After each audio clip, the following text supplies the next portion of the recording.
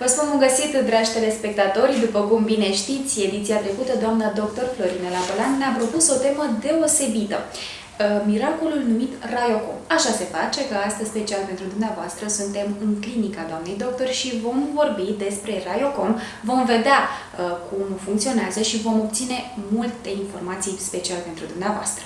Doamna doctor, dumneavoastră ne-ați mai prezentat acest aparat cu ceva timp în urmă, atunci ca o premieră medicală în domeniul fizicii cuantice. A trecut proba timpului?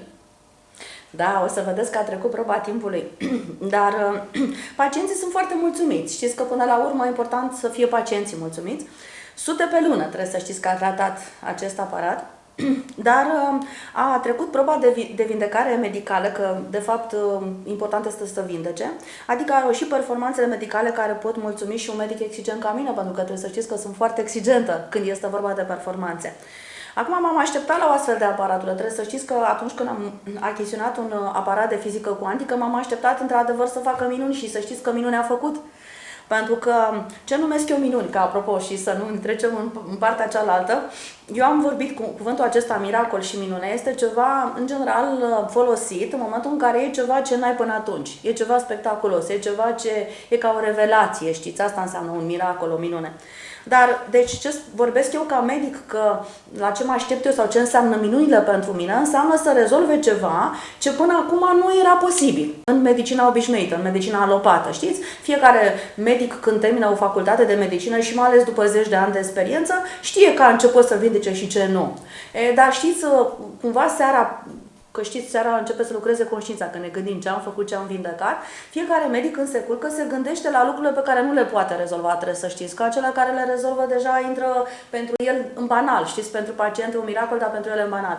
Dar mereu ne frământăm ca medici cum să aducem, ce să facem, cum să mai facem un pas în vindecare. Și atunci trebuie să știți că în momentul în care se întâmplă și cel mai mic pas, dar nu e cazul, că aici o să vedeți că sunt pași mari în vindecare, asta este lucru minunat pentru medic, adică medicul se bucură extraordinar că face acest lucru. Și hai să vedem ce presupun aceste minuni, adică aceste rezultate, cu alte cuvinte. În primul rând, eu m-am bucurat foarte mult că acest aparat, care este un aparat de fizică cuantică, cum spuneam, el poate să facă ceva, adică să trateze într-un mod natural, pentru că trebuie să știți că această metodă este o metodă naturală. În sensul că putem pune și copii mici de 2 ani să-l folosească, ceea ce înseamnă că e foarte natural, că știți, copiii au contraindicații, adică sunt o felul de probleme.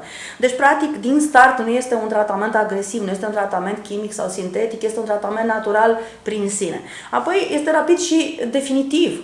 Trebuie să știți că în momentul în care se face reglare până la acordare completă, că într-adevăr și el este secvențial, adică nu poți să faci lucrul ăsta dintr-o singură ședință, dintr-o singură expunere de o oră, dar în momentul în care se încheie, să zicem, un ciclu în care tu aduci la normal problema pe care ți-ai propus-o, este definitivă această problemă. Adică nu mai vorbim de boală, vorbim de vindecare, ceea ce iar e un salt, e o minune, că până acum știți, cuvântul vindecare nu prea l-am folosit. De asemenea, trebuie să știți că reușește și și-a propus și de asemenea a făcut pași însemnați pentru vindecarea bolilor cronice. Lucru care până acum în medicină e o minune dacă facem asta, pentru că noi stăm foarte, foarte rău cu bolile cronice. În medicina obișnuită, medicii de familie, știți, tratează de obicei bolile cronice, sunt așa, bolnavi cronici care primesc rețete gratuite pe lună, știți, pentru boli care sunt cronice, știți cum arată, e cam incurabil așa, numai că durata e mai lungă, dar tot spre asta te îndrepți. Asta este definiția bolii cronice, o boală care nu te poți vindeca. Și acum, care e diferența? Că și cancerul e o boală cronică, numai că e o boală cronică care rulează foarte rapid. Dar sfârșitul tot acela este. Și, să zicem, scleroza multiplă e tot o boală cronică cu același sfârșit ca și cancerul, numai că se derulează pe timp mai lung. Știți? Suferința e pe timp mai lung. Dar rezultatele tot acelea sunt, adică nevindecarea și moartea prin boală, de fapt. De asemenea, acest aparat reușește să trateze problemele emoționale și sufletești. Asta e mare miracol, iar este o minună, pentru că noi până acum în medicina obișnuită nici farmacia nu ne-a oferit, să zicem, preparate sintetice, chimice pentru așa ceva. Nu există la ora asta ceva care să vindece durerea sufletească. Da, și există în psihiatrie tratamentele antidepresive, dar sunt foarte agresive, știți, și dau dependență. Eu nici nu vreau să vorbesc despre ele, adică pentru mine nici nu există. Nu recomand unui pacient așa ceva. Decât dacă, bineînțeles, este într-o situație limită și, într-adevăr, vorbim de o agresivitate foarte mare și atunci nu avem ce să facem. De asemenea, nu sunt restricții medicale. Știți că în medicina obișnuită, dacă te duci și la tomograf și la RMN, sunt tot felul de restricții care țin, de exemplu, prezența unui pacemaker sau de diverse alte, să zicem, situații când aparatele respective nu pot fi folosite. Ăsta e un aparat la care nu există restricții. Adică și dacă ai pacemaker, poți să-l folosești, ceea ce este foarte important. Iar e o minune, adică pacienții cu pacemaker, ei săraci nu puteau să abordeze, să se vindece și atunci, vă dați seama, e o minune pentru ei, în primul rând. De asemenea, este foarte simplu și eficient de folosit. Adică trebuie să știți că eu deja aproape că nu mai lucrez la el, pentru că mi-am specializat personal de aici care lucrează și personalul l-am văzut de foarte mult timp. N-am intrat în camera asta de foarte mult, adică nu am timp. Jos este plin la pacienți, aici suntem undeva la etaj și trebuie să știți că deja sunt persoane care lucrează specializate, antrenate de mine și care știu să lucreze foarte bine pe acest aparat. Și mai e foarte interesant, tratează 4-5 boli deodată. Unde ai văzut în medicină că cu o singură chestie, într-o singură oră, poți să abordezi o paletă atât de mare de boli? Și asta e o minune. Trebuie să începem să vedem că sunt niște perspective foarte mari care se deschid, de exemplu, cu această aparatură.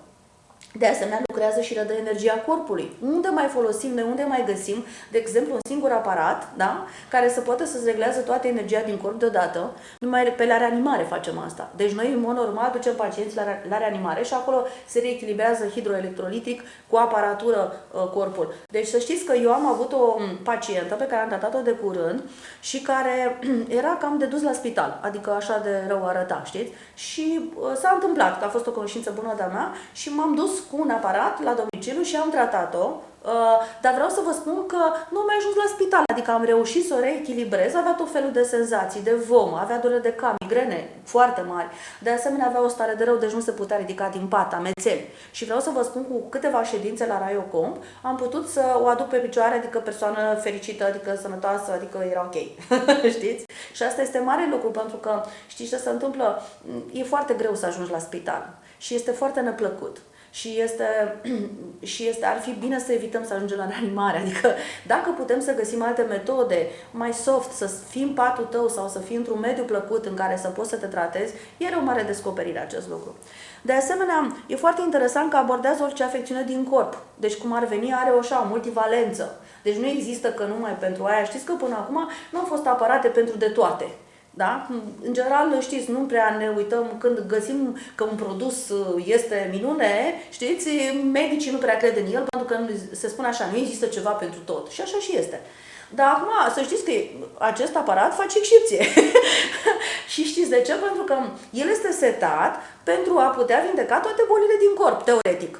Acum, că tu poate nu reușești din prima să vindești și afecțiunile grave, că e clar că nu poți dintr-o singură expunere, dar dacă folosești, teoretic nu are niciun fel de, adică se poate folosi de la bolile banale, cum ai gripa, pentru care este tare ca să vindești gripa și poți să scapi într-o zi de ea, vreau să spun, până la a trata cancerul, adică ne uităm la toată paleta. De asemenea, nu doare. Trebuie să știți că este o metodă naturală, că e naturală, este non-agresivă, care nu doare pentru pacient. Hai să o comparăm cu colonoscopia, care este o investigație destul de dureroasă, neplăcută și așa mai departe, și multe altele, până și endoscopia. Adică sunt, cum să zic, deci nu este aici cuvântul acesta teamă, nu există asociat în această clădire a clinicii noastre și în cabinetele și legate de această aparate. Copiii mici când vin aici spun, mă doare, știți că copiii au o problemă cu durerea. Da, exact. Și trebuie să știți că nu-i doare, adică pleacă de aici fericiți, relația noastră cu copiii este mult mai bună pentru că ei au înțeles că aici nu doare nimic. Adică e foarte important. În general, copiii se tem de medici. Exact. Și dă rezultate imediate. Trebuie să știți că rezultatele sunt spectaculoase, uneori sunt îmbunătățiri chiar în timpul acestei ore în care, dar sunt și 2 ore și 3 ore. Deci, practic, te simți, te așezi la aparat și te simți deja bine în momentul în care te ridici, iar rezultatele, apropo, corpul lucrează după această expunere la aparat, care este, spuneam, non-agresivă, lucrează încă 10 zile. Adică efectul, de exemplu, în expunere este 10 zile după. Cu alte cuvinte, este un vindecător performant, ca să înțelegeți. Cam așa ar arăta. Din punct de vedere medical, care sunt realizările, minunile pentru pentru că ați folosit acest cuvânt. Dați-mi exemple, vă rog, concret. În ce boli sunt rezultate bune, foarte bune? Da, Adi Minune o să aibă o problemă că folosim cuvântul lui aici. Da, foarte multe, să știți, foarte multe. Dar dăm exemple multe. Uite, vă dau un exemplu, sinuzitele cronice. Știți? Sinuzitele cronice. Acum eu între timp o să încerc să găsesc și la acest aparat, că noi avem un aparat aici, să văd dacă reușesc să dau la sinuzite între timp. Dar vreau să vă spun așa, că în general tot ce ține de așa, să încercăm să găsim ce ține de sinusuri, o să vedem. În principiu, am ajuns la sistemul nervos până una alta. Ia uitați, până acum nu se prea se vindecă sinuzitele cronice, nu știu dacă știți. Că sinuzitele cronice sunt foarte mulți pacienți, ați auzit lucrul ăsta? Sunt foarte mulți pacienți care nu pot vindeca această boală la medici. De ce? Pentru că se duc de obicei în secțiile de orele. Sinuzita cronică este o boală foarte greu vindecabilă. În primul rând sunt intervenții neplăcute, îți bagă tot felul de chestii, apară puroiul acesta, știți, adică sunt tot felul de extracții. În orice caz, e bine să nu ajungi acolo pentru că e foarte greu și este foarte neplăcut și este nu atât dureros, că este și dureros, dar este așa disconfortant, adică practic scena nu arată bine. Și atunci, în medicina holistică trebuie să știți că noi beneficiem de mici secrete. Deci noi avem așa mici lucruri pe care le știm noi. Cu alte cuvinte, ce pot să vă spun că există o legătură pe care acest aparat se folosește de ea. Aici este o secvență din sistemul nervos, da, ca idee. Este și anume conexiunea dintre rinichi, vezica urinară și sinuzită. În ce sens? Pentru că, ia uitați, dacă există infecții urinare cronice, dacă știți în special la femei, dar și la bărbați, dar femeile în general să știți că au infecții urinare cronice, care sunt foarte greu de vindecat și care, atenție, nu sunt decât unele, sunt stocate cumva, organismul are capacitatea să stocheze mai multe infecții cronice cu germeni diferiți, să zicem, din trecut și să nu le poată scoate afară. Ce înseamnă să le scoate afară? Ca sistemul imun să aibă o capacitate foarte mare să le elimine. Noi putem avea la nivelul gangliilor stocați tot felul de infecții, organismul a trecut peste ele, le-a blocat cumva, adică așa a încercat să le mascheze, a încercat să le repare, dar n-a putut și atunci le-a blocat în ganglion, de obicei, pentru că n-a avut capacitatea să le scoată. Când le scoate afară e foarte bine, pentru că noi de fapt le eliminăm. Dar gândiți-vă că în momentul în care blocăm aceste infecții, să zicem 10 infecții repetate urinare în timp, ale vezicii urinare și ale rinichiului, ele sunt stocate acolo. Trebuie să știți că meridianul vezicii urinare, și am arătat în emisiunea trecută, este exact la nivelul sinusurilor. Deci, practic, vine prin spate pe toată coloana și ajunge exact aici la nivelul sinusurilor. Și în momentul în care irită cumva sinusurile, acest lucru întreține sinuzita cronică. Foarte important că la acest aparat, dacă noi setăm, vedem cauzalitatea legată de vezica urinare și dacă noi setăm și frecvența care vindecă infecțiile urinare, putem să mergem să vedem exact cu ce germen aici, adică are o fiabilitate foarte mare și este un fel de analize facem, ca să știți, dacă e cazul, și atunci vindecăm și sinuzita cronică în acest context. Acum, mai există, de exemplu, și tusea renală. Nu știu dacă știți că sunt persoane care tușesc foarte mult și nu se pot vindeca cu antitusivele obișnuite. E o tuse seacă iritativă. Eu am foarte mulți, și copii, și persoane adulte, care nu înțeleg de ce tușesc. Și au fost la alți medici, au folosit o fel de tratamente și singuri s-au tratat, cu medici s-au tratat și nu reușesc să scape de tuse. Dar trebuie să știți că poate să fie tuse renală. Adică să fie o cauzalitate la nivelul rinichiului, tot datorită acestui efect cu sinuzita, pentru că dacă sinuzita asta este cronică, nu este acută, deci nu scoate afară să ne prindem noi că este sinuzită, e decât ceva iritativ acolo, trebuie să știți că secrețiile merg pe faringe în jos, ele ajung la nivelul gâtului și apare senzația de tuse, după care pot să ajungă până la nivel pulmonar și să dea o complicație pulmonară, dar de cele mai multe ori ne deranjează și tușim sec. Nu este din plământul asta, este de sus, de la sinusuri și atunci cauzalitatea fiind rinichii și vezica urinară se numește tuse renală, știți?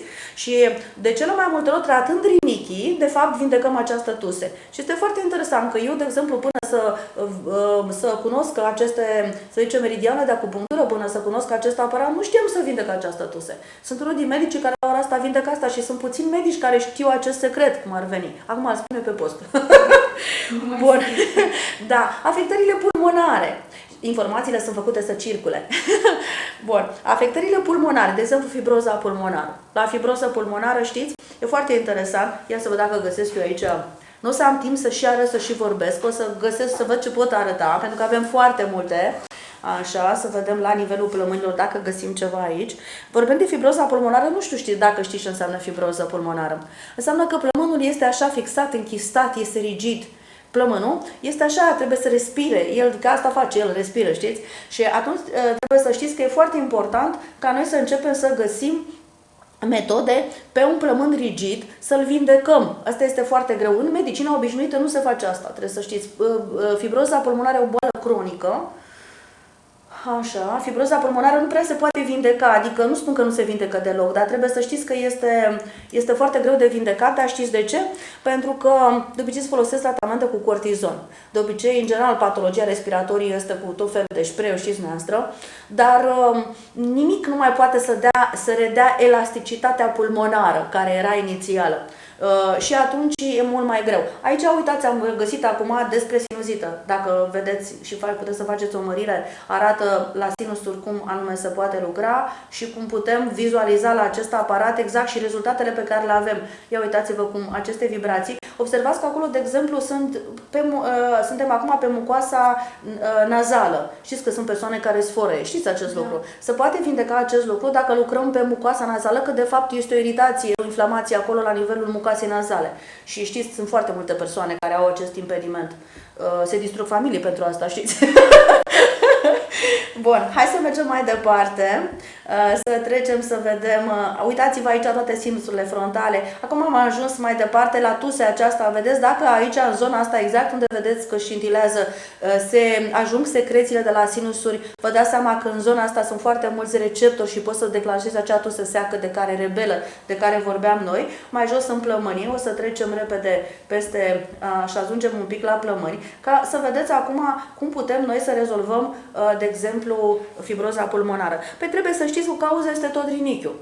Trebuie să știți că în momentul în care plămânul în general reprezintă energia plămânului reprezintă energia rinichilor. Dacă noi avem o infecție renală și este foarte frecventă infecția renală, trebuie să știți că în momentul acela noi practic printr-un efect de revers cumva afectăm plămânul. Și practic ca să putem să rezolvăm, să redăm din nou energia, să zicem, la nivelul sau această elasticitate în fibroza pulmonară, trebuie să vindecăm problematica rinichiului.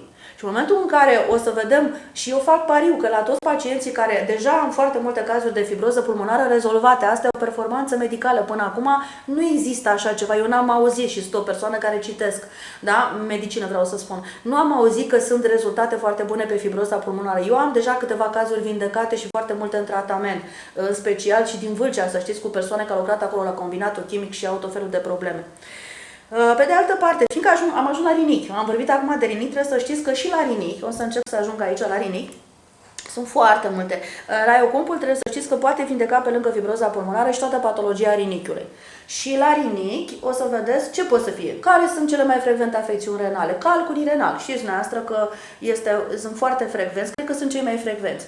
Acum, legat de calculii renali, este o mare problemă. Știți care este problema? Că medicina obișnuită nu consideră că microcalculii renali, mărul acela, să zicem, ar fi o problemă. Toată lumea când identifică, de exemplu, la ecograf că este să zic, sunt microcalcul, spun așa, nu e nicio problemă, toată lumea are microcalcul, nu trebuie tratați. Foarte greșit. Știți de ce? Să vă explic. Aici arată, de exemplu, suntem în pelvisul renal. O să vă dau, de exemplu, câteva exemple cum putem noi să vindecăm.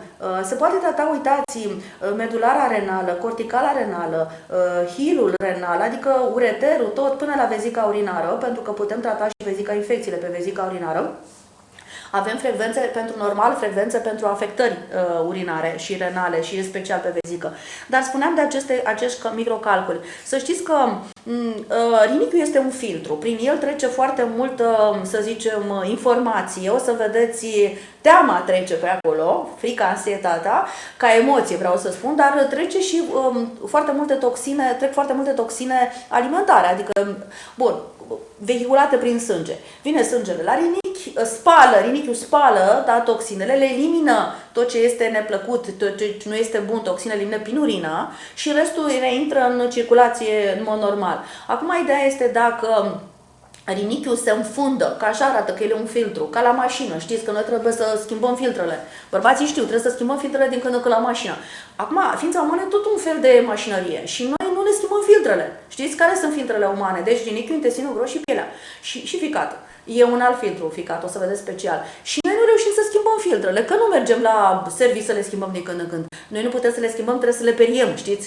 Dar problema este că nu le periem și atunci se înfundă. Știți ce se înfundă? Când se înfundă, ce se întâmplă? Toate toxinele rămân în corp. Și vă dați seama, creează boli. Deci este foarte important că dacă noi găsim stadiul acesta de microcalcul, trebuie să știți că repercusiunile sunt foarte grave. Sunt mai grave decât, de exemplu, dacă ar fi pietre, adică calcul mari. De ce? Pentru că trebuie să știți că, uitați-vă, când la inundații, am mai spus asta și spun până când toată lumea va auzi, la inundații nu oprim apa care curge cu pietre, saci de pietre, ci cu saci de nisip. De aceea trebuie să știți că mâlul acela, deci microcalculii, sunt mai periculoși, înfundă mai tare rinichiul decât am avea calcul mari. Dacă este rinichiul înfundat, trebuie să știți care sunt consecințele, de exemplu, depresia. Și atunci, hai să vedem că știți câte depresii avem, hai să căutăm la rinic mereu, să vedem, să ne periem aceste filtre. Nu știm să facem asta. Cu aparatele acestea, în primul rând, se vizualizează că sunt probleme și ce credeți? Se sparg pietrele, adică fără durere, fără nimic. E foarte interesant. Ăsta e un miracol în medicină, trebuie să știți, că până acum nu am făcut asta. Decât e foarte dureros, se face prin litotriție, e mai complicat. De asemenea, deci, cu alte cuvinte, Raiocom distruge microcalculii, care e foarte interesant. Dar trebuie să știți că și cu chisturile avem niște performanțe. Chisturile renale, la ora asta, sunt foarte multe persoane care nu știu că au chisturi renale și de simplu, banalul consult ecografii la noi se face și gratuit, trebuie să știți. La un moment dat, când vine pacientul la noi fiind dispuși să vedem până la cauză, lucrurile căutăm peste tot și atunci de multe ori facem ecografie gratuită, intră în investigația noastră ca să vedem și găsim foarte multe chisturi renale. Unele le știu, unii nu le știu, știți? Chistul renal, lumea medicală nu știe sau cel puțin eu anunț acum, reprezintă așa o informație negativă de teamă blocată. E un fel de groază blocată acolo. Deci este o informație negativă în acel lichid al chistului, care să știți că înseamnă o traumă veche profundă din spate, adică din trecutul nostru. Ce ar trebui făcut? În medicina obișnuită nu se poate vindeca chistul decât prin extirpare. Dar problema este dacă apare altul. Știți? Că persoana respectivă are teamă multă de ce poate să mai facă chisturi.